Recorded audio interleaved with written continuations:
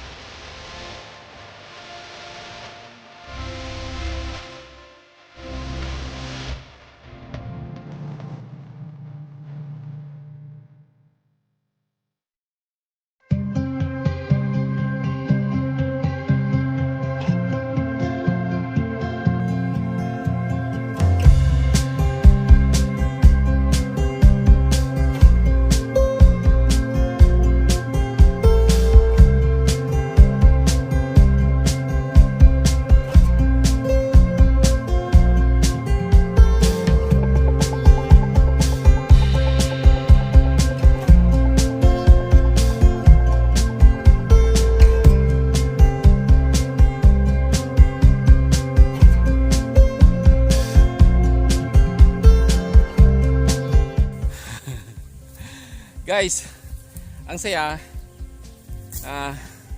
Yan yung nagawa ko na oh. Oh. Medyo maluwag-luwag na rin yung nagawa ko. Mga 3 mga 5 mga 4 by 3 na. Oh, yan.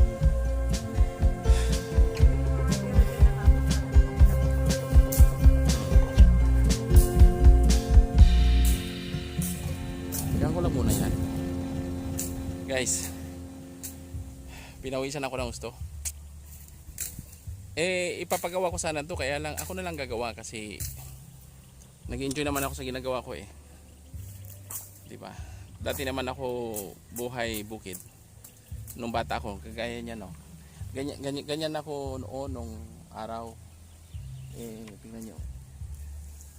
Oh, gusto niya rin maranasan yung buhay ng farmers. Kaya lang siya mataba. Oo, yung kamay, yung paa mo ha.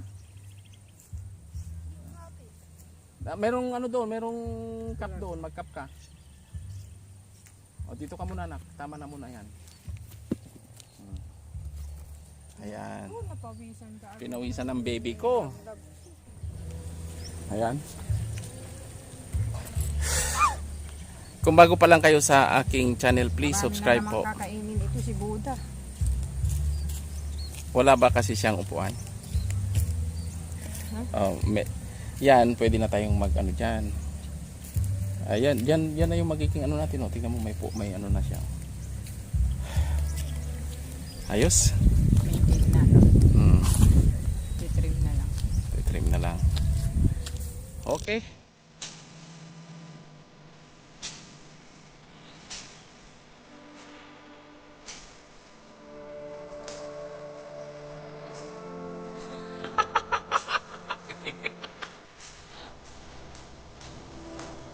Maano mo yung anak mo?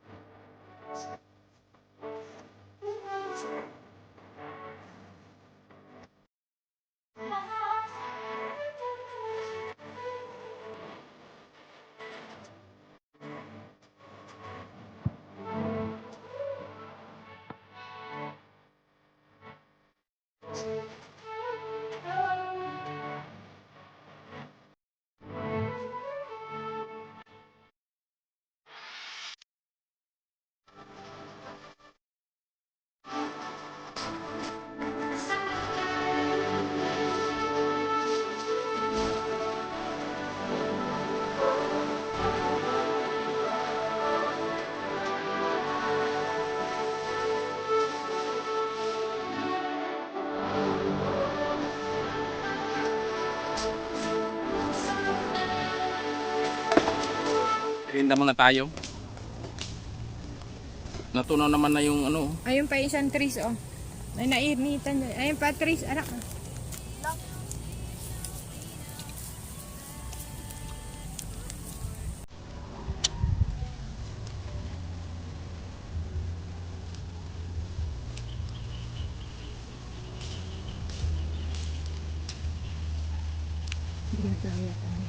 Pwede na dyan ilagay yung ano. Yung folding na bibili natin. Yung tent. Malanggam nga. Lilinisan nga yan.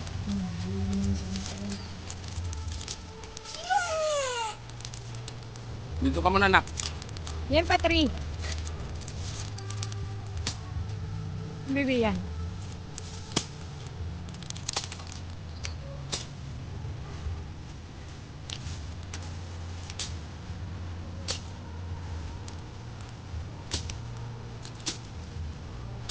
Buhay bukid. Buhay bukid pa yung chocolate.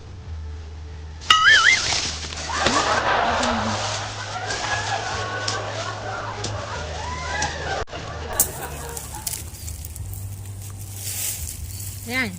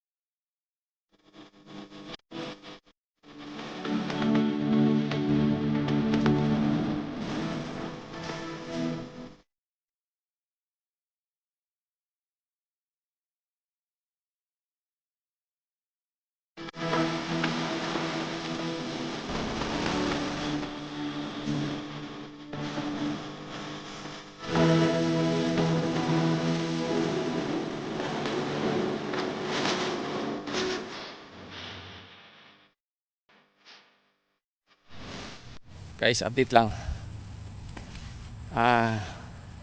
Ito yung mohon.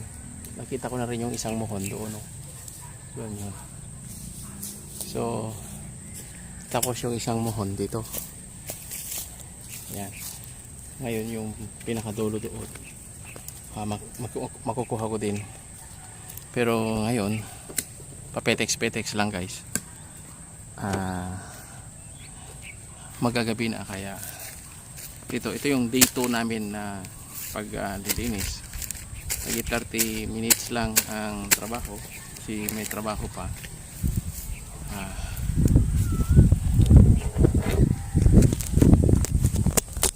Ito may trabaho kasi guys, kaya ito pahinga ulit. At least nakita ko na yung isang ano doon, yung isang mohon. Ito pakita ko sa inyo. Ito yung pinakadulo ng mohon, no? Yan siya. So kung titignan mo, ito yung sa left. Sa left, ito naman yung sa ano niya, yung triangle. Yung isang mohon nandito siya guys. Yan. Diyan ang ano niya. Huwag kang ganon. Nagulat ako. Takot ako pa. Ito siya oh. Yan. Ito yung mohon na isa. Yan, nandyan yan. Yan guys. Tapos doon, papuntang ganon. So nakuha ko na itong triangle niya. Yung isang ano na lang mohon para makuha ko na yung eksaktong sukat, no? So ngayon, isang lote pa doon. So dalawang lote kasi itong nakuha ko guys, no? Yan lang. So ito yung day 2 namin. Pero ngayon, hinto muna ako dahil magagabi na. Ayan. So ito yung isang mohon. Bali 3 na yung mohon. Triangle na yung nakuha ko. Pero yung isang dulo pa dito, syempre hindi ko pa siya nalilinisan, ano. Andyan yung isang mohon pa. So ngayon, nakita ko kanina. Ang saya dahil ito na, nahanap ko din. Ayan siya. Ito yung isang mohon. Ayan. So ginawa ko para masaya, nilagyan ko siya ng ganito. Ayan yan. Ayan. Yan yung dulo. Okay. So makikita ko na siya. Dito may nakabili din dito. Ang ginawa nila dito ay nilagyan nila ng bakod na rin. Yan. Kapitbahay. So doon kung makikita nyo dun sa unahan, may nagpapatayo na rin ng bahay dun. Kasi mga lote lahat ito ay isang subdivision dito. Yan. May mga nagpapatayo na rin ng bahay doon. Tapos dito kung makikita nyo rito, may mga kapitbahay din dito. Oh my god. Daan-daan ka lang, Sam. Baka masugat ka. Okay. Ang pagod ako guys. Exercise lang. Ayan. So makikita natin dito sa banda rito ay yan, may bakod na rin dyan. Ito isang lote ito na bakante, pero na malalim yan, hindi pa natatabunan. Ayan. So masaya dahil naka-triangle na ako. Ibig sabihin nakalahati na. So yung isang triangle pa ang hindi ko pa nalilinisan. So yun ang isusunod ko. Pero siyempre medyo may oras pa. Ang gagawin ko ay lilinisan ko pa ito. Makaabot pa na hanggang doon. Okay? Sige.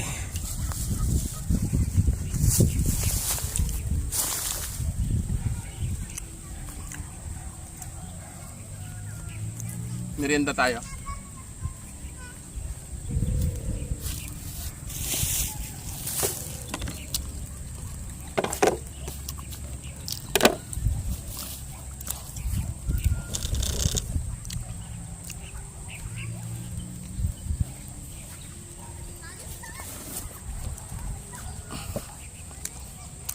Merienda tayo guys. Ito yung buhay ko noong bata pa ako. Yan, tinuturuan ko siya na mag-farm. Itong nililinisan namin guys ay gagawin namin tong farm. Pagtaniman ng mga gulay, ganun.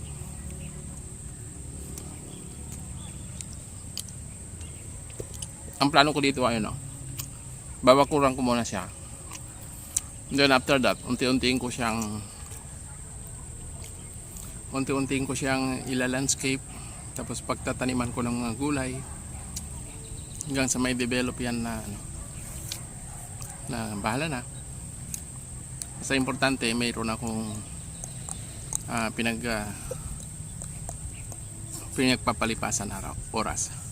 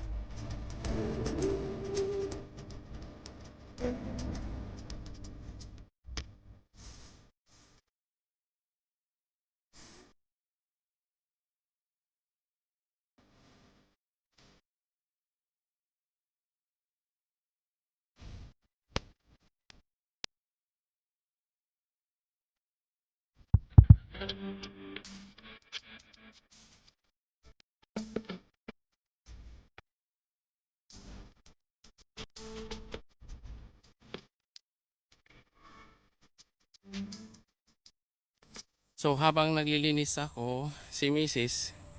naghihiwa ng ulam. Ayan. Kasi paggabi na guys, kami ay pauwi na rin.